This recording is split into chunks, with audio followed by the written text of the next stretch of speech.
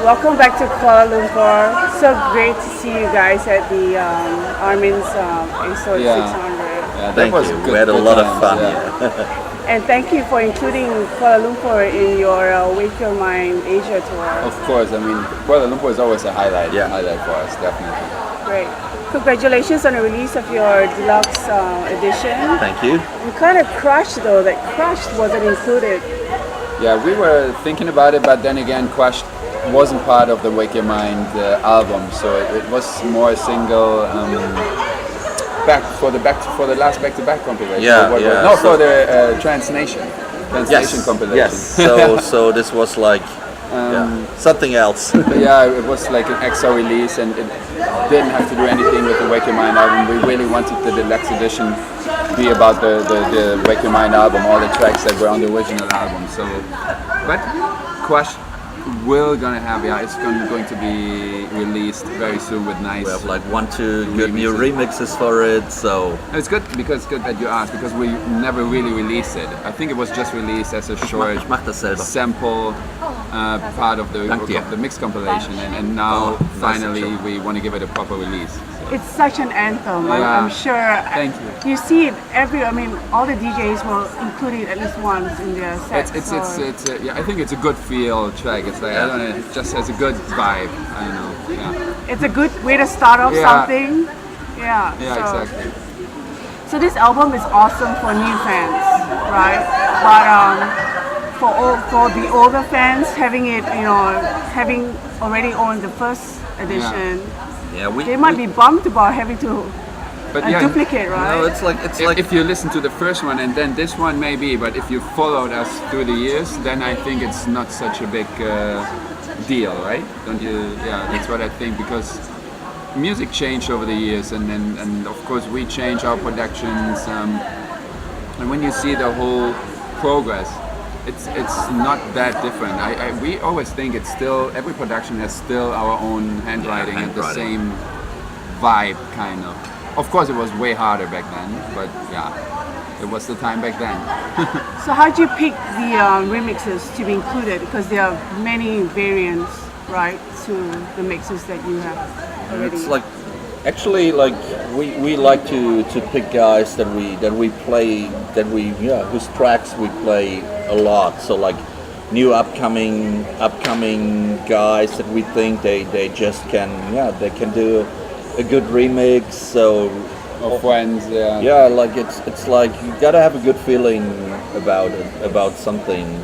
So it's a very hard process, like, because every release we are like, okay, who could remix the track, and then it's not that easy, and we really talk about it a long time. But as you said, it's mainly things that we have in the DJ sets right now, the productions that we love, and DJ colleagues that we know for years. So is it flattery or an insult when someone remixes your work? So hopefully a flattery. I think we're so lucky with the remixes we got, which for sure are a big part of the success of the deluxe edition.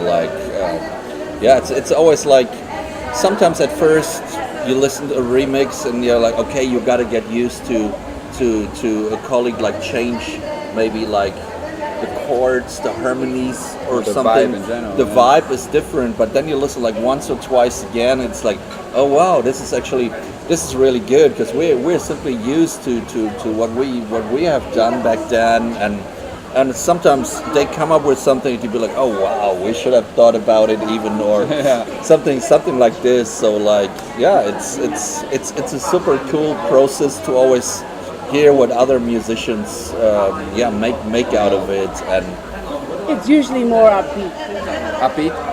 Than the original. Remixes. Remixes, sometimes, I think, because like when you ask someone for a remix, most of the time he thinks like it is for a club, you know. And when we produce that's true. And when we produce an album, we not every track we produce just for a club, you know. We also produce it to listen to it, and like that's why it doesn't have to be a bang on the album. But when we ask for a remix, the remixer knows for the clubs. It is for DJs. So of so course when he you makes make it. Is it for like listening in the whole or Well, it's Also, it's a mix, That's why we do an album. An album doesn't necessarily need to have 12 club bangers. If you just produce singles, we're we all do an album? DJs. They are made to work in a club. So and to produce an album gives us way more artistic freedom. So we produce tracks that are just maybe made to listen at home and definitely not at first to function in a club. That's why an album for us is like more inspiration, it's more fun, and shows more creativity. We can put in way more than if we would just work one single after the other. And in general, if we ask colleagues, DJ colleagues, producers to remix our tracks, they remix to make them work on the dance floor. So that's why always, actually, also when we do a remix, it's always just for the dance floor. It's more bang, absolutely. But it's, as I tried to explain, it's very logical why. So, let me ask you about the EDM scene. There are reports that say that America is killing the dance music. So, let's not talk about America or the country of origin. Let's just talk about genre versus genre. Is pop music hijacking the electronic? Of course, on one side it makes it more commercial, on the other side, always when something gets more commercial, also the more underground side is getting more real and I don't know, maybe the scene is getting how can I explain it? It has a good and a bad effect. Yeah. So it's getting big and huge, and then it gets more commercial, and then of course it goes totally in the wrong direction. That's what kind of is happening right now. But on the other side, that brings more like the real scene closer together and brings more interesting artists up to the scene. So There's always two sides of the story. Yeah. Like there are some people that don't, or they're really talking bad about people say David Guetta, but he is bringing in a lot of people into dance music, and like, don't we all prefer people to listen to EDM dance music than listening to rock or EDM? We all do. And maybe some of these people that come into the more commercial side of EDM make the step house to techno, to trance. So we should leave the negativity kind of behind, and if we don't like certain kind of musics that are now branded as EDM, okay, we don't like it, let's just listen to what we think is good and just be positive, and there's such a huge variety of music under the EDM name. It's simply fantastic, from super commercial, pop orientated that we say, we don't know, till there is so much good deep house going on. for example, like maybe to explain it, like people that go to Geta and all that stuff to a concert, they would have never gone to like a very underground party anyway. See, like you know what I mean? And maybe one of these 10 new people in, Now they do, yeah. they do. So it's a good thing. We're way bigger than we ever were. So EDM is like it's fantastic. And of course there's music that we think this is just pure pop using EDM. Still, it's okay. Or would you not rather the underground crowd at your gigs? Of course. As opposed to those who prefer, I don't know, one or two pop songs. No, of course we want more the underground, the real scene. That's what we want. We were just talking in general, like for us, okay, we're annoyed by this, a lot of this music too, like we really can't hear it anymore because it's all the same. That's what always happens with music, is getting so big. Everyone is copying the other and everything sounds the same and it's getting more boring and boring. Of course we don't want that, but what he said is like maybe some of those people make the step into more underground sound and then come to our show, you know. Well, it's got nothing to do with airplanes. Just absolutely in general, we prefer like commercial EDM from hip hop or rock, and that's why That's great that EDM is bigger, even if there's a lot music that we also don't like, but it's not just go for the music that you like, choose for the concerts and the DJs that you like, and everything is good. Be positive and not like talk about things that you don't like. Why? Let them do their stuff and do your own. That's what we do as well. Would you ever consider collaborating with a pop artist? No, we've never thought about it right now. And would you include a pop dance music in your sets? No, No. definitely no. No. But what If we collaborate with a pop artist, like we won't make pop. it sounds different. That's why we could pop do it. Pop isn't a bad thing. It's about you can do great things with a pop artist if you just the right music. Yeah, and do the then, right music behind it. So pop for us isn't a bad word, not at all. So maybe for your next album, you know, something like Be Your Sound, instead of Emma Hewitt, use Rihanna. Or Rihanna wouldn't sing like Emma. yeah. But it would be definitely interesting to hear what Rihanna can do on some cooler pads, whatever. So this is like, that's not the thing. It's definitely possible, but just be true to yourself, and it's not a bad thing. EDM all the way. Rihanna is doing great stuff. It's just different. But yeah, we won't change. Like we will always do our sound, what we feel. We never really went with what's just hip right now.